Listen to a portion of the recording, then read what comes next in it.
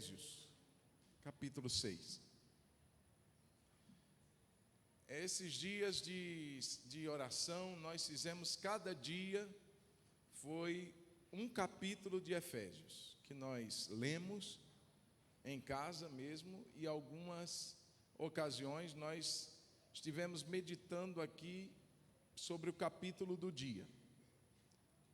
E não dá para falar, é lógico, é óbvio, de tudo que essa carta tão rica traz, mas eu quero, aproveitando ainda o ensejo dos 6 dias de oração, falar sobre o capítulo 6, algo que Deus compartilhou ao meu coração. Capítulo 6 da carta de Paulo aos Efésios, a partir do verso 10. O tema da mensagem é: estamos em guerra. Eu não sei se seu irmão já se apercebeu disso, mas lembra ele, diz assim: meu irmão, mesmo que ele te ouça pela fé, através da máscara, mas você vai dizer para ele assim: estamos em guerra. Pelo menos faz uma cara de assustado que ele vai entender. Verso 10 diz assim a palavra: quanto a mais, sede fortalecidos no Senhor e na força do seu poder, revesti-vos de toda a armadura de Deus, para poderdes ficar firmes contra as ciladas do diabo.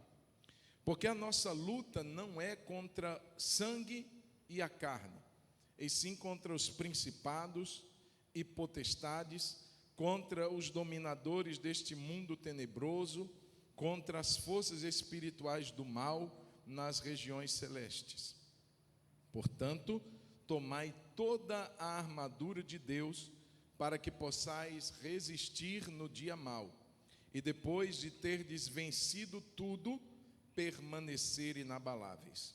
Estai, pois, firmes, cingindo-vos com a verdade, vestindo-vos da couraça da justiça, calçai os pés com a preparação do evangelho da paz, embraçando sempre o escudo da fé, com o qual podereis apagar todos os dardos inflamados do maligno.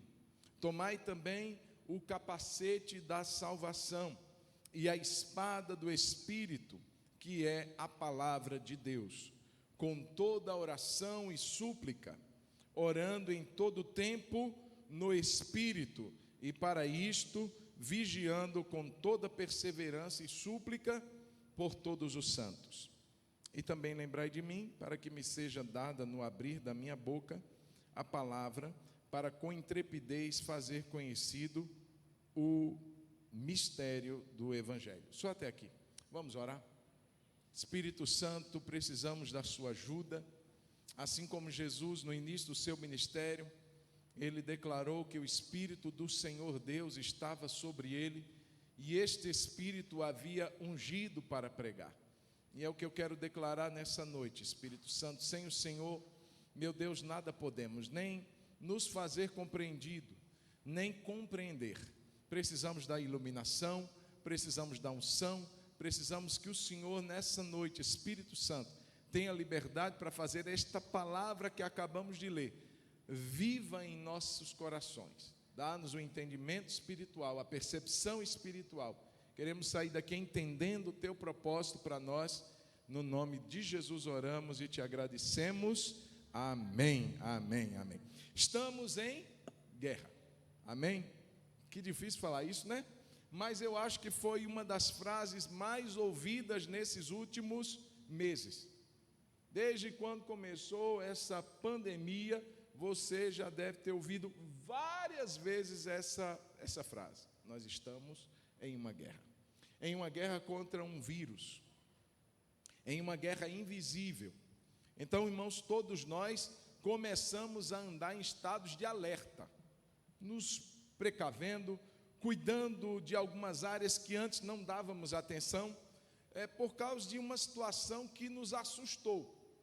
É lógico que nós continuamos, irmãos, a guerra ainda não foi vencida, mas nós devemos continuar sim tomando os nossos cuidados. Só que eu quero falar de uma guerra mais letal do que a do vírus. Assim como nós temos lutado nesses últimos meses contra um inimigo invisível, a nossa guerra como cristãos é também uma guerra invisível. E não se trata de um vírus, se trata de uma hoste, de um exército do mal organizado para causar destruição em massa. Estamos numa guerra, precisamos nos aperceber disso, precisamos estar preparados para isso, contra esse terrível inimigo que já começa a ser declarado aqui no verso de número 10. Se você não se apercebeu, eu quero que você mais uma vez acompanhe. Quanto ao mais, irmãos, verso 10, sede fortalecidos no Senhor e na força do seu poder. Ele já começa dizendo que você não pode entrar capenga, não pode entrar fraco, não pode entrar como derrotado, você já tem que entrar forte. É como nós temos ouvido aí várias vezes, irmãos, sobre a necessidade de aumentarmos a nossa imunidade, não é isso? Então, tome as suas precauções para você aumentar a sua imunidade aí contra esse vírus. É mais ou menos isso que Paulo quer dizer. Seja fortalecido, porque o que você vai enfrentar, se te pegar fraco, você e eu já éramos. Nós não vamos conseguir lidar com a intensidade dessa batalha. E ele vai dizer no verso 11: revestivos de toda a armadura de Deus, para poderdes ficar firmes contra as ciladas do diabo. Então ele vai mostrar qual é o nosso inimigo, invisível, mas real, e que atua de uma forma tão cruel. O nome dado é diabo, e você vai encontrar em inúmeras passagens a referência a este ser que no princípio foi chamado de Lúcifer, anjo de luz, ou filho da alva, alguém que foi criado por Deus com um propósito, mas que em dado momento se rebela contra essa autoridade, a autoridade de Deus, quer ocupar o lugar que é de Deus, irmãos, e no céu não há espaço para outro ser que receba adoração, outro ser que se chame Deus, a não ser o nosso Deus e Pai, seu Filho Jesus Cristo. Não há trono que vá ser comparado ao dele, e Satanás queria isso. Eu vou colocar o meu trono acima dos céus, serei semelhante ao Altíssimo. Não há, irmãos. Como uma criatura pode se arrogar em querer ser igual ao Criador? Jamais. Sua sentença foi ser precipitado por terra. Ele então é condenado. Por um breve tempo ele tem liberdade para atuar, até quando Deus definitivamente o encerrará no seu habitat chamado inferno. Mas até que isso aconteça, irmãos, nós cristãos estamos em uma batalha contra ele. Em outras passagens ele é chamado de acusador, Apocalipse capítulo 12. Em outros textos ele é chamado Satanás, que significa adversário, ou seja, tudo que ele puder fazer para resistir, para impedir, para atrapalhar, para sabotar aquilo que é de Deus, seja propósito de Deus na humanidade, na igreja, em qualquer que seja a área, ele o fará. Adversário. Em outras passagens, Jesus falou em João 8,44, que ele é homicida. Um homicida é aquele que mata. O propósito dele é esse, é acabar, é destruir com a obra de Deus, com a sua vida como igreja, como noiva de Jesus, com todos os seres que Deus criou. Ele tem ódio, e se ele tivesse autoridade para fazer isso, ele faria, mas ele não tem autoridade. A autoridade é de Deus. Ele pode ter poder, irmãos, mas o poder dele está subjugado à autoridade de Deus, de maneira que ele só pode fazer algo contra a vida de um servo, de uma serva de Deus, se obtiver permissão do alto, por um propósito específico. Mas ele é considerado homicida e mentiroso, pai da mentira. Por isso que crente não pode mentir, irmão, porque senão é filho, é Juninho, Aí não pode ser Juninho, não, irmão. Quem mente está se assemelhando ao pai da mentira. O crente, o cristão, deve ter sempre a palavra da verdade nos seus lábios. Também ele é considerado em 1 Pedro 5,8 como um leão que ruge, que tenta causar medo, que tenta pôr pânico, pavor, amedrontar, intimidar cristãos, intimidar homens e mulheres. Ele também é considerado em 2 Coríntios 11 e lá em Gênesis como a serpente. Em Apocalipse 12. Em Coríntios ele é considerado como aquele que pode se transformar em um anjo de luz. A sagacidade, a maneira como ele usa para enganar, é tão poderosa que ele pode até se transformar em um anjo de luz. É ovelha, é o lobo em pele de ovelha, é alguém que se disfarça, é alguém que mostra ser algo que não é. Ele usa pessoas para isso, ministros seus para isso, para levar pessoas ao engano, ao engodo. Irmãos, é muito sério. Em Coríntios também, capítulo 4, segunda carta, ele é chamado de o Deus deste século, desta era. Então, pessoas estão hoje, no nosso tempo, se rendendo a Satanás, quando aceita as suas propostas, quando aceita as suas ofertas, são, na verdade, pessoas que estão adorando a Satanás. O Deus deste século, desta era, ele é este contra qual nós estamos em uma guerra. Só que, irmão, Satanás, ele é uma criatura. E como criatura, ele tem suas limitações. Preste atenção nisso, porque tem crente que coloca Satanás como se ele estivesse no mesmo pé de igualdade do que Deus. Engano. É como, tem pessoas que imaginam um ringue, que no céu existe um ringue, e que de um lado está Deus, e que do outro lado está Satanás. Irmãos, isso nunca e jamais foi, nem será verdade. Deus criou Satanás com poder, mas um poder limitado. Satanás não é onipresente. Ele não está em todos os lugares ao mesmo tempo. Satanás não é onisciente, ele não sabe o que você e eu estamos pensando agora. Satanás não é onipotente, ele não tem todo o poder. Esses atributos competem a apenas um, o seu Deus, o meu Deus, o nosso Deus.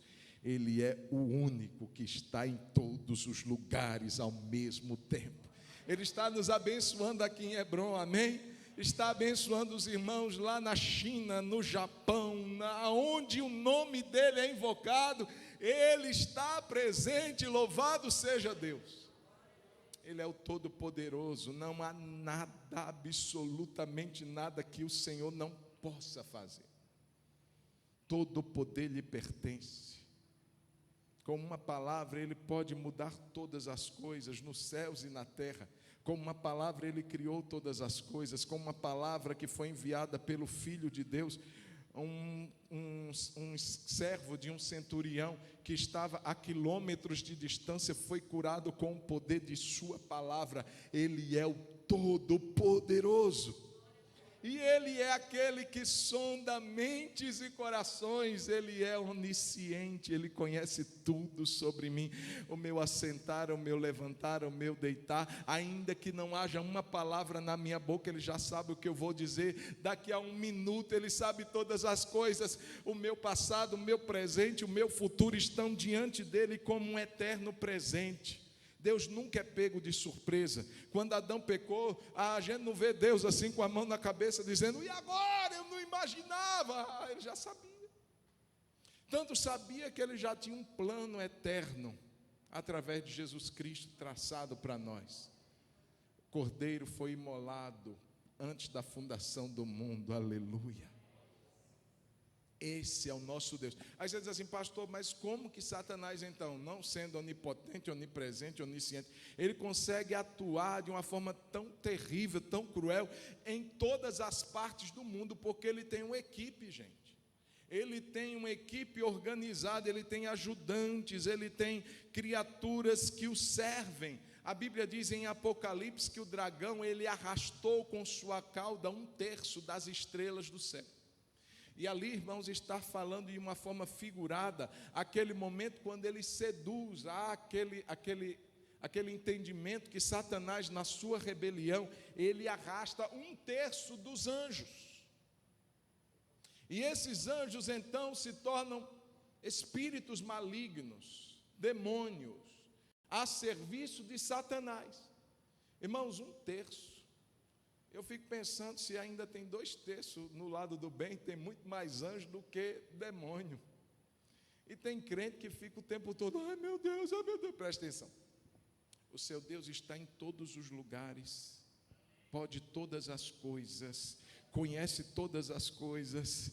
E por que você está tão atemorizado com tudo?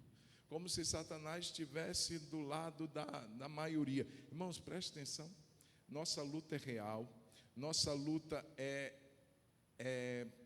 realmente algo muito difícil, mas nós estamos do lado vencedor. Amém? Você pode dizer assim, eu estou do lado que já venceu. Amém, queridos? Você está do lado que já venceu. Em Cristo Jesus nós somos mais do que vencedores. Você pode declarar isso? Levante sua mão e diga assim, em Cristo Jesus, eu sou mais do que vencedor. Não está dizendo que a gente não vai passar por luta, por dificuldades, por batalhas. Nós estamos em guerra, mas nós já sabemos quem vai vencer no final. Amém?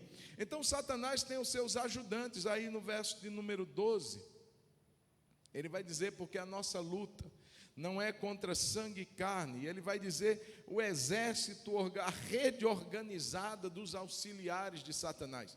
E ele vai falar então no verso de número 12, que a nossa luta é contra principados, potestades. Isso são níveis de governo, de hierarquia no reino das trevas. Então temos luta contra principados, potestades, dominadores deste mundo tenebroso, contra as forças espirituais do mal nas regiões celestes. Então, irmãos, há um exército organizado de auxiliares de Satanás que estão por toda a terra, irmãos, causando danos, males à humanidade, às pessoas. E a igreja foi levantada como um exército de homens e mulheres para adentrar nesse âmbito de guerra. Quando Jesus disse, eu edificarei a minha igreja, e as portas do inferno não prevalecerão contra a igreja. Irmãos, nós temos falado que ninguém fica esmurrando porta. A porta não é um objeto de ataque. Ninguém vê um exército saindo com porta na mão, sai com arma, mas com porta não. Porta é para ser derrubada, para ser aberta. Porta fala de um ambiente a ser conquistado, a ser tomado. E a igreja foi chamada para ir ao encontro das portas que estão fechadas pelo inferno. E entrar por essas portas e tomar posse daqueles territórios antes dominados por Satanás. Às vezes a nossa casa está assim. Às vezes nossa família está assim. Está com portas fechadas. E Satanás tem ali dentro daquele ambiente causado muitos males. Ei, você como servo, como serva de Deus, você tem em Cristo Jesus autoridade para dizer, Deus, eu vou entrar por essa porta e vou tirar quem estiver lá dentro. Pessoas que são cativas de Satanás vão sair para a liberdade dos filhos de Deus. Serão pessoas livres, serão pessoas resgatadas, serão pessoas abençoadas. Irmãos, a igreja foi chamada para a guerra. Se você imaginou que ser cristão era só aleluia, era só glória a Deus, era só assim estar num lugar de paz, oh Jesus, é só estar num ambiente de tranquilidade, te enganaram. Você está no ambiente de guerra. Acredite, aceite ou não, você está numa guerra. Eu fico preocupado porque tem gente que ignora isso. É como se fosse aquele animal, o avestruz, que enfia a cabeça dentro da terra e por achar que enfiar a cabeça da terra, os problemas vão desaparecer. Não adianta, o problema continua, só que você não quer ver. Não é porque você não está vendo ou ignorando ou deixando de lado que Satanás vai dizer, tá bom, você não quer lutar? Eu também não quero lutar. ele vai gostar. Se a igreja se acomoda, se a igreja se omite, se a igreja se esconde, ele vai amar isso. Mas quando ele entende que a igreja está percebida, antenada, ei, vamos levantar um tempo de oração, ei, povo de Deus, vamos orar, vamos buscar a Deus, vamos clamar ao Senhor, o céu se moverá em nosso favor, irmãos, o inferno treme, porque ele sabe que a igreja acordou, despertou. Fique alerta, fique atento. Então, irmãos, ele usa essa força dos seus auxiliares para espalhar o seu terror. Irmãos, Satanás, para percebermos a força que ele tem contra o ser humano, é só lembrar do que ele pôde, por permissão de Deus, fazer na vida de Jó. O que ele fez com os bens e as finanças de Jó. Acabou tudo. Foi Satanás quem fez aquilo, pela permissão de Deus para um propósito, mas quem fez foi Satanás. Irmãos, ladrão, roubaram os bens de Jó, veio fogo e destruiu não sei o quê, e depois a família dele, os filhos morreram todos num dia só, um pé de vento, pá, derrubou a casa, matou os 10 filhos de uma vez. Depois sobre a saúde, olha o que ele pode fazer se ele tiver permissão. Ele não está para brincar não, irmãos. E porque tem crente que acha que está para brincar. Não é que a gente vai temer, ficar amedrontado, acovardado, mas a gente tem que estar alerta. Quem está entendendo, diga amém. A gente tem que estar antenado, alerta. Opa! Vou contar o seu caso, amor. Hoje de manhã, depois de 30 dias, praticamente, Tássia pôde vir à igreja hoje. E ela acordou, irmãos, ela acordou, estava esses dias bem. Hoje ela acordou, ela disse, amor, estou com a enxaqueca que não tem noção. E ela disse que estava lá na cozinha, ela disse, eu estou indo, no dia que eu digo que eu vou para a igreja, vem uma enxaqueca dessa. Foi isso, amor? E ela disse assim, não, isso daí, é lógico que ela sabe que é humana, mas ela se apercebeu que aquilo não era uma simples e comum dor de cabeça. E ela repreendeu aquela dor, mas com um entendimento que além da dor, aquilo era também uma seta. E foi embora. A dor foi embora. Muitas vezes, irmãos, você está vindo para a igreja e tem um problema. Você diz assim, não vou. Era justamente naquele dia que você deveria estar apercebido. Eu não estou dizendo que toda dor de cabeça é seta de Satanás, irmão. Me entenda. Mas o crente tem que estar antenado. O crente tem que estar de olhos abertos. Satanás não está brincando. E você e eu também não. Amém, irmãos? Amém? Então, queridos, ele tem um poder de destruição muito grande. Nós não podemos subestimar. Eu fico vendo, irmãos, tem crente que acha que Satanás é um menino, é um moleque. Não, irmãos. Eu tenho um entendimento de uma passagem que está lá em Judas, que diz que havia uma contenda entre o corpo de Moisés e o anjo Gabriel disputava com Satanás. E é interessante porque diz a Bíblia que ele não ousou proferir juízo difamatório, mas apenas disse, o Senhor te repreenda. Mas eu estou falando de uma hierarquia comparada a outra hierarquia. E nós não vemos uma coisa assim de qualquer jeito, nós vemos um entendimento da guerra. E ele disse assim, o Senhor te repreenda. Nós estamos numa batalha, irmãos, e ele não está para brincar, nem você e eu também. Por isso a gente tem que estar apercebido, conhecedores desse momento que a gente está vivendo. Então, queridos, ele começa a falar primeiro do nosso inimigo. Todo grupo de guerra tem a sua unidade de conhecimento, de inteligência. A polícia militar tem a unidade de inteligência, o exército tem a unidade de inteligência. Eles, antes de irem para a guerra, eles não vão assim, vamos lutar com o quê? Não, eles conhecem o inimigo.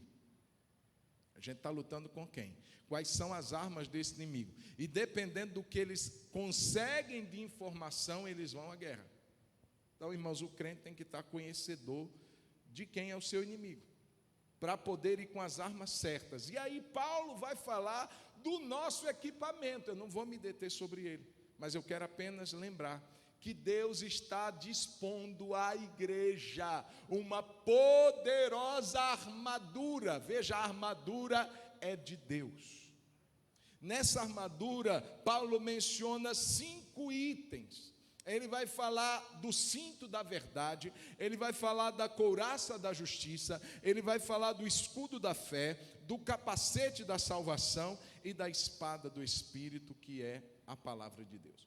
Veja, irmãos, isso não é um mantra para o crente ficar, eu estou colocando o capacete da salvação.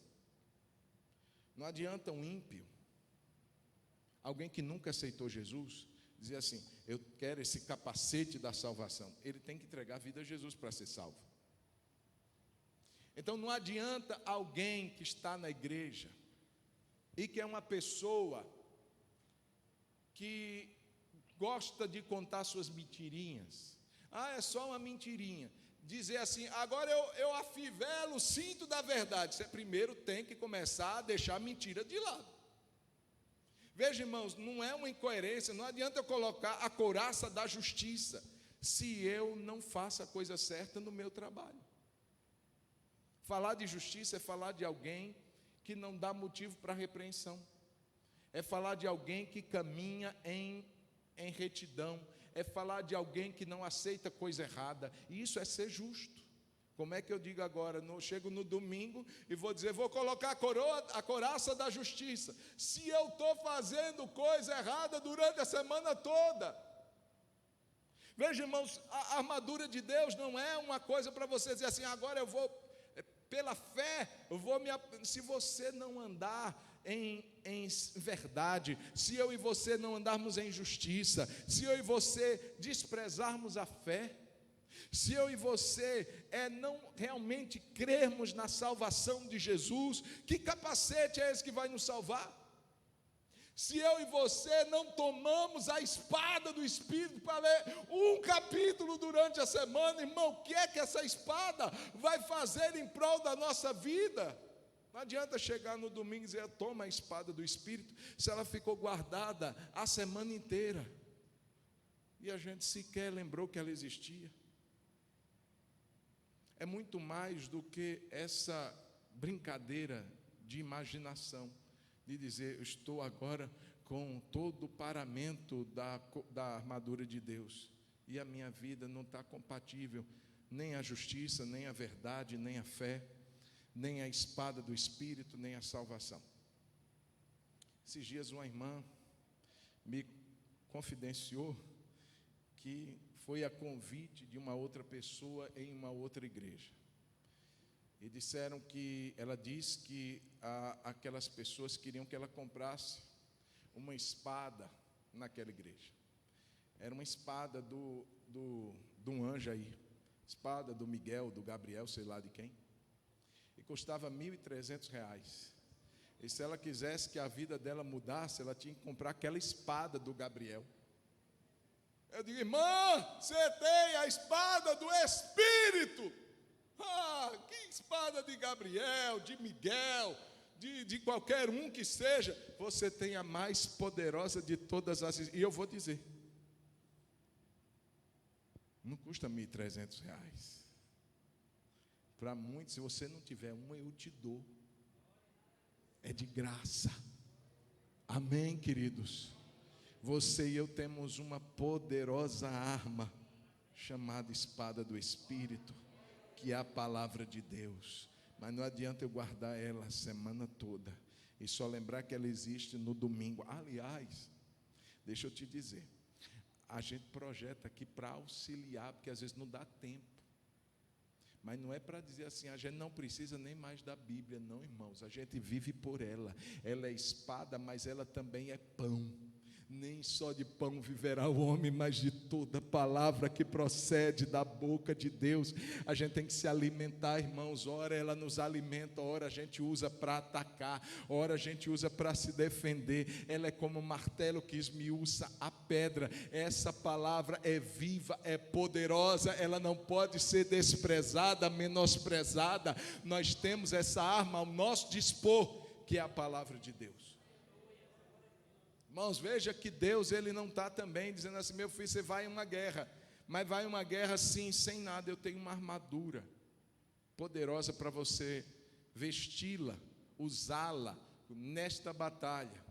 Irmãos, e Deus então fornece para nós todo esse equipamento. A verdade, basta nós nos apropriarmos dele e o vestirmos como algo necessário, sem o qual a gente não pode ir para a guerra. Porque tem muita gente, irmão, deixa eu te falar, tem muita gente indo para a guerra sem essa armadura, e é envergonhado, porque a autoridade que deveria ter por usar essa armadura não tem mais, porque são pessoas que, ao invés de pautarem uma vida em justiça, não estou dizendo que crente não erra, não estou dizendo que crente não peca, mas, irmão, não pode ser hábito. A injustiça, crente que mente, crente que dá calote, crente que compra e não paga, crente que faz coisa errada, que faz gato.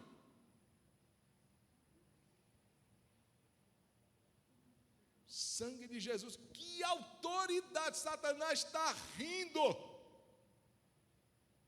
Não adianta chegar no domingo, eu tomo o cinto da verdade, conversinha fiada. Nós temos em Deus condições para vencer toda e qualquer batalha que nós enfrentarmos, desde que numa postura correta, desde que entendendo que precisamos desse equipamento. Mas eu quero frisar, irmãos, e agora eu estou caminhando para a reta final, eu quero frisar na força que nós precisamos para lutar. Não adianta pegar essa armadura e não ter condições nem de ficar em pé para lutar. Nós precisamos de forças para carregar uma espada. Nós precisamos de força para colocar essa armadura. O que é que nos mantém firmes? Eu quero dizer que a força para a gente lutar se chama oração. Diga assim: a oração é a força que Deus me dá para lutar essa batalha. E eu quero que você leia comigo mais uma vez verso 18. Verso 18 diz assim: depois que ele termina de falar sobre a armadura de Deus, ele diz: com toda oração e súplica, orando em todo o tempo no Espírito, e para isto vigiando com toda perseverança e súplica por todos os santos. Então, que tipo de força nós adquirimos por meio da oração? Então, irmãos, quando nós lembramos daquele momento, quando Moisés estão numa batalha contra Amaleque, isso está lá em Êxodo capítulo 17. É interessante porque Moisés diz assim: Josué, pega os homens de guerra e vai à batalha no vale contra Amaleque, e eu, Arão e subiremos ao monte para buscar Deus. Irmãos, Josué vai para a batalha com armas, com escudo e com um pessoal de guerra, e Moisés vai para o monte orar, interceder. E Moisés tinha uma visão do que estava acontecendo no vale, e ele percebeu que todas as vezes que ele levantava as mãos em intercessão, Israel prevalecia. Mas quando ele cansava as mãos, que ele então baixava, Amaleque prevalecia e Israel perdia. E ele percebeu isso, só que ele não conseguiu lidar com o peso da intercessão, o peso dos seus braços, que simbolizavam a intercessão. Irmãos, e aí vem Arão e e se colocam ao lado de Moisés e sustentam os braços de Moisés até que Israel vença completamente os inimigos. E aí a gente entende, irmãos. Não adianta, irmãos, a gente achar que pode lidar, porque a gente tem sabedoria, conhecimento, dinheiro. Se não tiver oração, se não tiver intercessão, a gente perde. Só que intercessão, irmãos, pesa. Quem lida com intercessão sabe o quanto isso é cansativo, é exaustivo, irmãos, é uma batalha. Moisés estava ali, mas ele não conseguia lidar com aquilo, com aquele peso, e ele baixava as mãos. É preciso, irmãos, nesse momento, a igreja entender o seu papel, que não é função de um grupo da igreja, orar e interceder. Não é função dos líderes, dos diáconos apenas, de um grupo resumido, é função da igreja interceder. Porque senão se torna algo pesado, se torna algo exaustivo e ninguém dá conta se não tiver gente ao lado para dizer: estou mantendo os seus braços levantados. Estou mantendo os seus braços, estou junto com você, conta comigo, eu vou interceder, eu vou orar, nós vamos cobrir um ao outro, nós vamos orar um pelo outro, nós vamos interceder um pelo outro.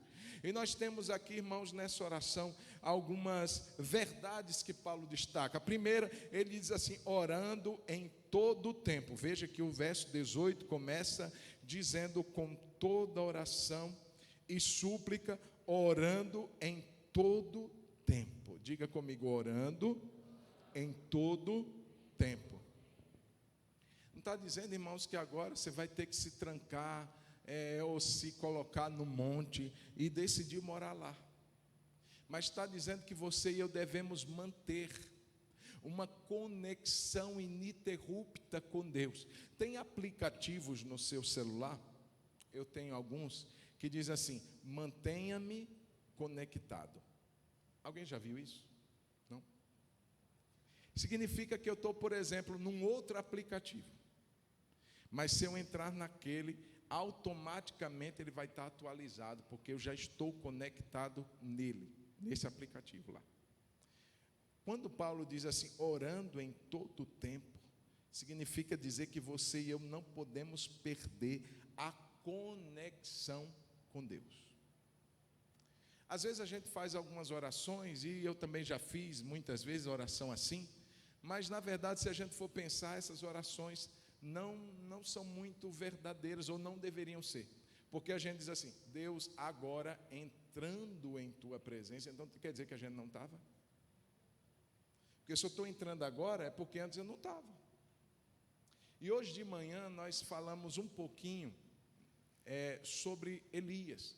Elias, ele diz assim: em Deus, cuja presença eu estou. Ele não diz assim: em Deus, cuja presença eu estive. Tem gente que infelizmente se perdeu. Tem gente que infelizmente não tem mais uma conexão com Deus. Ela vai dizer assim: em Deus, cuja presença um dia eu estive, mas hoje não estou mais. E eu quero dizer que esse nunca foi o propósito de Deus. Deus sempre quis que nós estivéssemos ligados, conectados, como o ramo de uma oliveira recebe a seiva da oliveira. Assim Deus deseja que a gente esteja nele, enxertado, arraigado, conectado, ligado nele o tempo todo. Se a gente pegar um galho de uma árvore e quebrar, o que é que vai acontecer com esse galho? Ele vai secar. A gente não pode perder a conexão com Deus, irmão. Quando Paulo diz assim, orando em todo o tempo, significa que em qualquer momento do seu dia, você precisa estar em conexão com Deus. A conexão não pode cair não, irmão. A gente não pode se apartar da presença dEle. Se tem um lugar que Deus não pode entrar comigo, eu não entro nesse lugar. Nós precisamos estar em oração em todo o tempo. Você está indo para o seu trabalho, está conectado com Deus. Você está no supermercado, e eu já falei aqui, eu estou amando esse negócio de máscara em lugares públicos. Porque antigamente, se a gente tivesse sem máscara, se a gente for orar, a pessoa vai olhar para a gente e vai dizer assim: está doido, está falando só, não é? Agora não, eu ponho a máscara e estou lá, aleluia, Jesus, irmãos, em qualquer lugar a gente pode estar orando. Está no carro, está no ônibus, está do lado de alguém, está percebendo que aquela pessoa precisa de oração. Deus, eu entro em lugares e começo, Senhor, tem pessoas aqui que estão precisando de uma libertação. Deus, tem pessoas aqui que estão precisando te encontrar. Irmãos, é em todo tempo. Por que precisa sair? Aliás, não precisa sair. Você não precisa se desconectar agora. Se existem áreas da nossa vida que nós vemos assim, Deus, aqui o Senhor não vai querer estar, não. Porque nesse momento eu deixo de ser espiritual e serei carnal. Significa dizer que você e eu, se adotarmos uma postura dessa, não estamos prontos para vencer nenhuma batalha. Orando em todo o tempo. E ele ainda diz, com toda oração. Você já percebeu isso? Por que com toda oração? Porque existem orações, irmãos. Nós ensinamos os irmãos aqui, falamos muito tempo sobre o ACAS. Quem lembra do ACAS? São modos de oração. Nós formamos um acróstico. Isso Bill Hybels, ele escreve no seu livro, Ocupado Demais para Deixar de Orar. E ele fala desse acróstico que tem servido para ele e para a igreja que ele pastoreia. E é uma maneira simples da gente entender a oração. É quando você, por exemplo, chega ali, você vai almoçar, você não coloca só carboidrato. Você faz uma alimentação o mais balanceada possível. A mesma coisa a oração. Tem gente que só ora pedindo. E a Bíblia fala de tipos de oração. Paulo diz orando com toda a oração. E o ACAS é uma maneira da gente fazer isso. Balancear a oração. Então nós entendemos que o ar, começando desse ACAS, vamos ver quem lembra, é adoração. Nós começamos adorando esse Deus, ressaltando a grandeza, a pessoa dele, quem ele é. Tu és, Senhor, irmãos, é tremendo. A gente alista os atributos, tu és bom, Senhor. Irmãos, tem momento que a gente se detém ali naquele tempo, um tempo considerável, porque é maravilhoso a gente poder exaltar esse Deus, adorar a esse Deus. Mas em seguida, o C do ACAS é a confissão. Irmãos, a gente tem que fazer aquela higiene interior diariamente. Todos os dias a gente precisa alinhar a nossa vida com Deus, porque a gente erra, e muito. Então a gente tem que confessar. Senhor, me perdoa porque eu fiz aquilo, me perdoa porque eu falei na hora errada, me perdoa porque eu agi de uma forma rude com alguém. E a gente vai confessando, dando nome aos nossos erros. Se confessarmos os nossos pecados, Ele é fiel e justo para nos perdoar. Irmãos, confissão não é somente em dia da ceia, que a gente diz assim, examine-se, pois, o homem assim, não, é todo dia a gente escova os dentes, amém ou não? Alguém não disse amém? Todos os dias a gente toma banho, aleluia, todos os dias a gente joga um perfumezinho, e aleluia, e vem, não é assim, irmão? A gente faz uma higiene. Então, a adoração, confissão tem um outro A, que é agradecimento. Irmãos, a gente não pode deixar de reconhecer o que Deus tem feito por nós. Minha alma, não te esqueças de nenhum só dos seus benefícios. Irmãos, a gente agradece porque a gente foi, irmãos, a gente chega assim no culto à noite, domingo retrasado, estava vindo aí Dani, e a gente estava vindo agradecendo pela oportunidade que a gente teve de cultuar. Agradecer quando a gente senta-se à mesa e tem o alimento. Esses dias eu vi aí, nós passamos por esse drama, e nós, Brasil, vimos esse drama lá em Manaus, a falta do oxigênio. E eu via uma pessoa dizendo assim, eu venci o Covid, e ela estava sem máscara, ela dizia assim, isso não tem preço. Você já parou para agradecer quando você respira? Nunca. Porque a gente não lembra. A gente faz isso automaticamente, mas aqueles pacientes lá de Manaus, quando receberam aquele oxigênio, eles puderam agradecer. Aqueles que puderam, porque outros não puderam. eles valorizaram o que a gente até esquece de agradecer.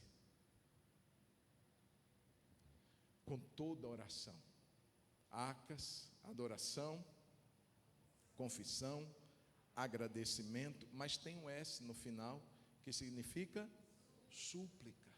Ei, será que eu vou passar todo o meu tempo de oração sem lembrar de uma pessoa?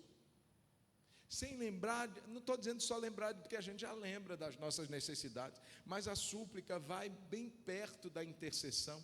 É quando a gente ora pela nossa igreja, é quando a gente ora pela nossa família, é quando a gente ora pelo nosso vizinho, é quando a gente ora pelos nossos irmãos que estão precisando. A gente traz ali a súplica diante de Deus, a intercessão diante de Deus, pela vida de alguém, por nós também, mas pela vida de alguém, pelo nosso país. Nesses dias, irmãos, nós podemos orar pela igreja, pelas famílias. Nesses dias nós podemos orar pelo Brasil, pelas nossas autoridades. Isso é papel da igreja.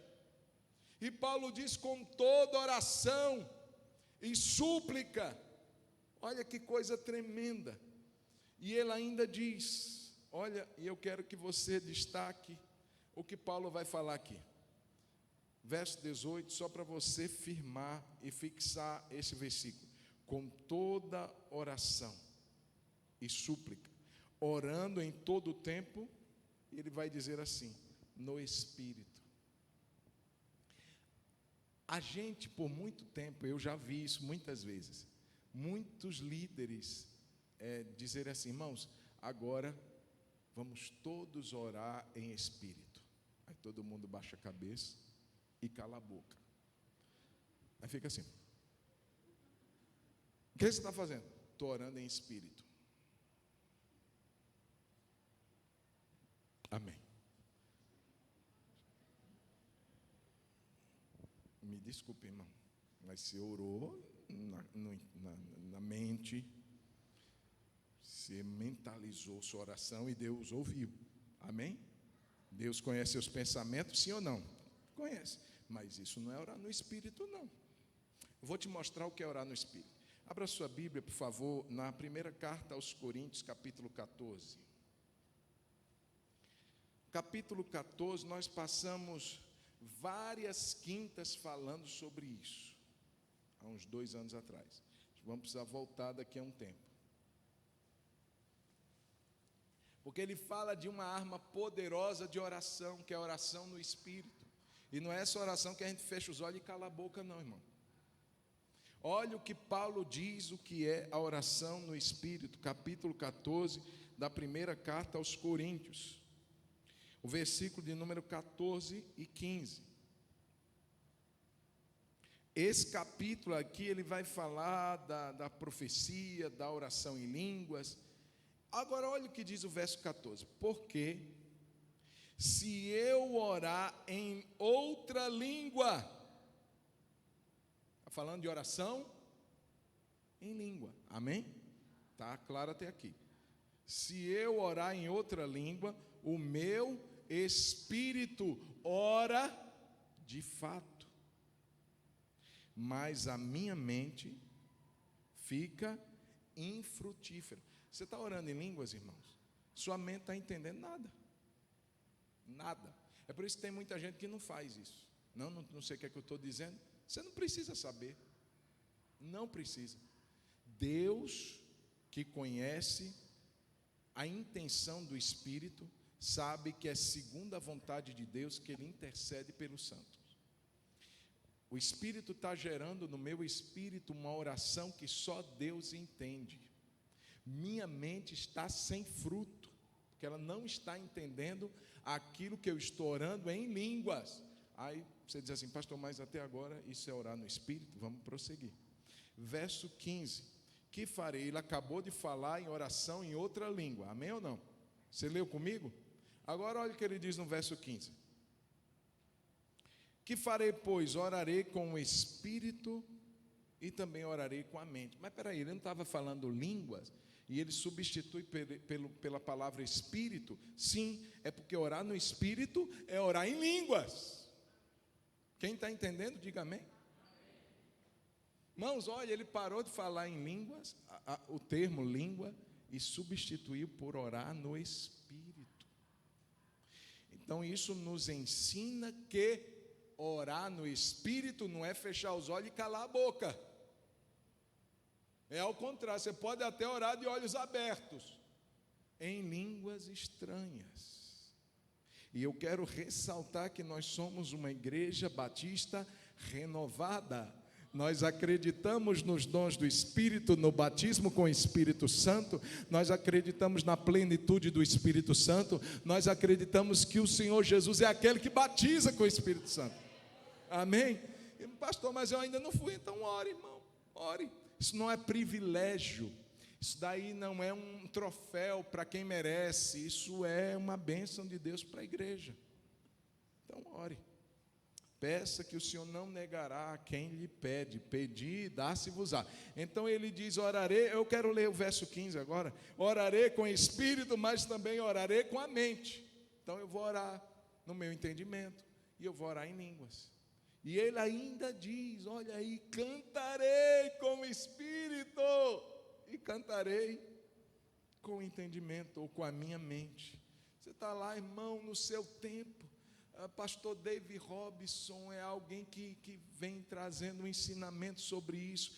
Pastor Luciano Subirá bebe de David Robson e de outros, e eles falam isso, irmãos. É engraçado que ele é americano e ele tenta falar português, ele diz assim, ore em línguas, ora após hora.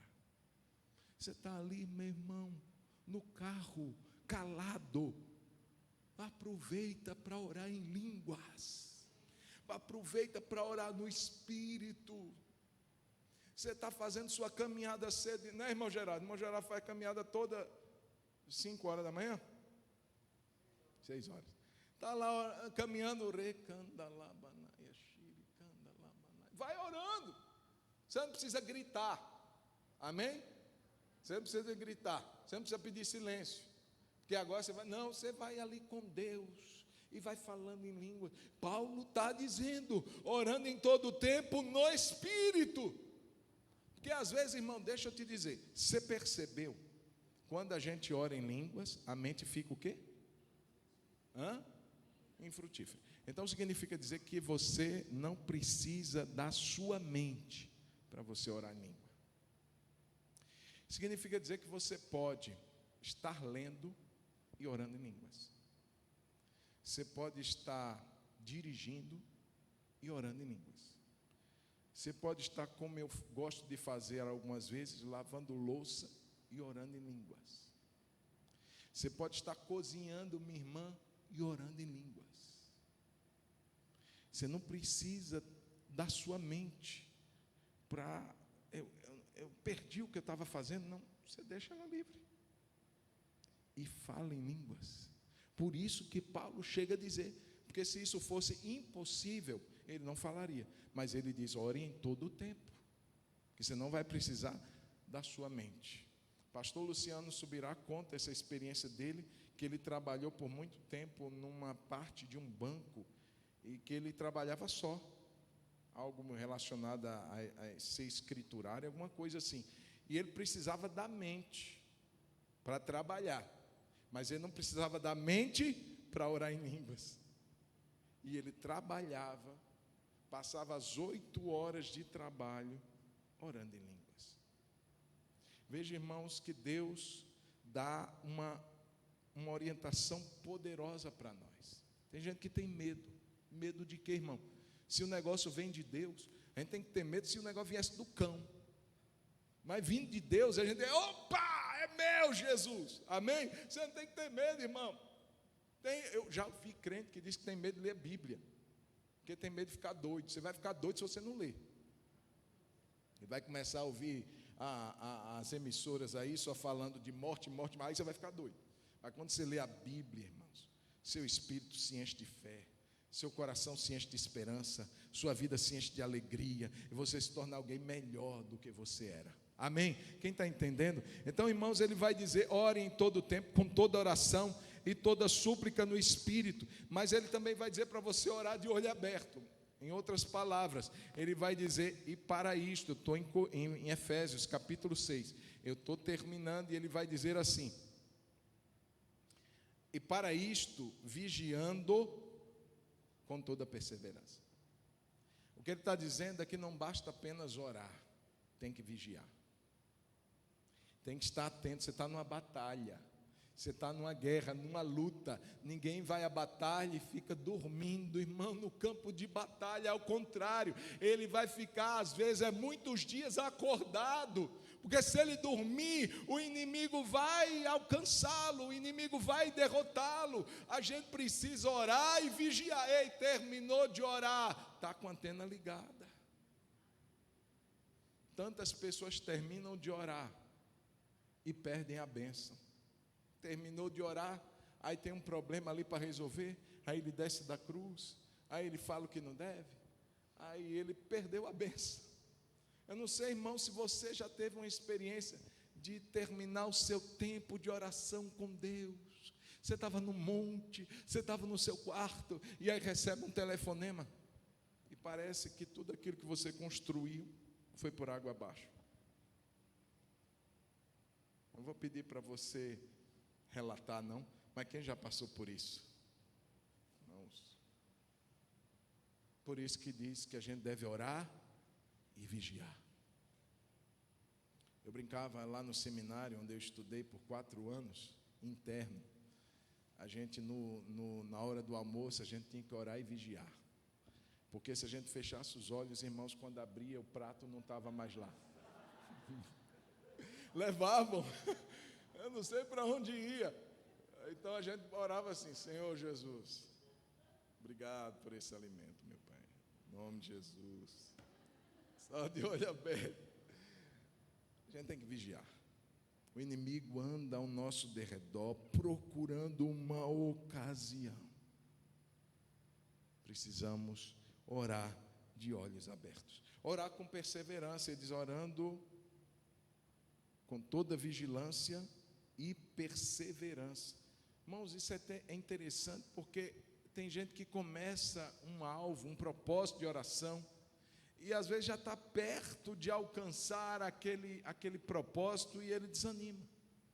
Eu não estou dizendo para a gente ficar insistindo em algo que não seja de Deus, mas em algo que a gente reconhece que Deus, por exemplo, orar pela família não deve nos desanimar.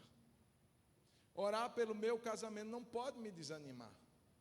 Orar pela igreja não pode me desanimar, porque eu sei que Deus quer abençoar essas áreas. Orar pela vida financeira não deve me desanimar. Orar pela minha saúde não pode me desanimar. Orar não pode, irmão, porque eu sei que Deus tem um propósito para essas áreas. Mas tem gente que cansa, que desiste. A Bíblia diz: você e eu precisamos perseverar. Ei, não dá para a gente vencer se a gente for daquele tipo de gente que começa o ano assim pipocando, aleluia, e quando chega lá para frente já ninguém sabe mais onde é que está, o que é que aconteceu, deixou de orar, esmoreceu, desistiu de ser crente e assim por diante. Quem começa tem que ir até o fim, amém? Comece orando, comece o ano orando, termine o ano orando. Comece crente, termine um ano mais crente. Começou a ler a Bíblia. Eu comecei um propósito de ler o Novo Testamento em 3 meses. Se você quiser me acompanhar nesse projeto, lê o Novo Testamento. Pastor, eu já li 200 vezes. Leia 201 vezes. Se alimente, se encharque daquilo que é bom, daquilo que vai te edificar. Leia a Bíblia toda esse ano. Irmãos, perseverança. E a oração precisa disso, precisa da perseverança. E para terminar, ele diz: ore por todos os santos. Verso 18: com toda perseverança e súplica por todos os santos. Quem são esses santos, irmãos? Dá uma olhada para a sua esquerda. Agora dá uma olhada para a sua direita. Agora dá uma olhada para a sua frente. São esses. Alguns deles estão aqui, estamos aqui, amém? São santos não mortos, vivos. Deus tem santos vivos, somos nós. Somos santificados em Cristo Jesus, amém? Então você precisa orar pelo seu irmão. Meu querido, pegue carga. de intercessão por alguém. Não seja alguém egoísta na oração. Escolha um irmão, diga: Espírito Santo, me mostra um nome. Irmãos, interessante nesses dias, quanto nós fomos abençoados pelas orações dos irmãos. Irmãos, alguns eu mandava mensagem: ora aí por nós, mas outros eu não mandava. Não é porque eu não queria, é porque eu não lembrava, é porque eu não tinha tempo, às vezes não tinha cabeça para isso. Interessante que um pastor específico, ele me mandou uma mensagem um dia: Pastor João, como é que o senhor está? E eu disse: pastor, está acontecendo isso com a nossa família, isso. Disse: pastor, incrível, hoje Deus me despertou para orar pelo senhor e pela sua família. Por isso que eu estou perguntando. Irmãos, como Deus faz? Pessoas que você talvez nem saiba estão orando por você nesse exato minuto. Pessoas de perto, pessoas de longe, Deus levanta. Irmãos, é tão lindo quando isso acontece, mas nós precisamos fazer isso acontecer na nossa vida. Então, desafio para amanhã: você vai orar dizendo assim: Deus, me mostra um nome para eu orar durante toda essa semana. Na outra semana, Deus, me mostra um nome. E aí você vai orar pelos santos, interceder pelos santos. Não precisa saber necessariamente, mas eu acho que a pessoa está bem. Eu sentei do lado dele, ele estava até bem, estava cheiroso, estava ali. Você não sabe o que ele está passando ali dentro. Você não sabe o que ele está enfrentando. Então, quem vai fazer isso comigo? Senhor, me mostra um nome. Deus vai mostrar a você um nome. Você vai interceder por essa pessoa. Amém, queridos? É o que a palavra de Deus diz: a gente tem que ajudar os que estão lutando com a gente. A gente tem que, irmãos, o exército de Satanás, preste atenção. Tem coisas que a gente lê na Bíblia que é para a gente ficar envergonhado. O exército de Satanás muitas vezes está mais bem organizado do que o exército da igreja. Jesus fala assim: se um reino estiver dividido contra si mesmo, não subsiste. Se Satanás estiver dividido contra si mesmo, seu reino não subsiste. Ele mostra que o reino das trevas é organizado e unido. E muitas vezes a igreja está desunida. Eu vou orar pelo irmão, não. Quem me lembrou disso foi Satanás. Não foi Deus, não. Não, foi Deus que te lembrou. Já viu gente que quando vai começar a orar por alguém, diz assim: não quero orar por fulano. Não vou orar por fulano. Que vergonha, irmãos. Isso é para nos envergonhar. Se tem alguém que eu não quero orar, porque tem alguma coisa pessoal contra essa pessoa, eu tenho que ficar envergonhado. Eu tenho que colocar minha cara no pó e dizer: tem misericórdia de mim, Senhor, miserável homem que eu sou. Vamos orar, irmãos? Você pode se colocar de pé. E eu quero lembrar: você está em uma guerra. Ser cristão é a melhor coisa que pode acontecer na vida de uma pessoa, mas não é, longe de ser, a mais fácil, porque é um convite a uma guerra, a uma batalha contra inimigos que a gente não vê, e que talvez não, que com certeza estão lutando nesse momento contra você, contra a sua casa, contra a sua vida, contra os seus projetos, contra a igreja que você faz parte. Mas numa coisa a gente sabe: em Cristo nós já vencemos. Amém, querido? Feche os seus olhos nesse momento.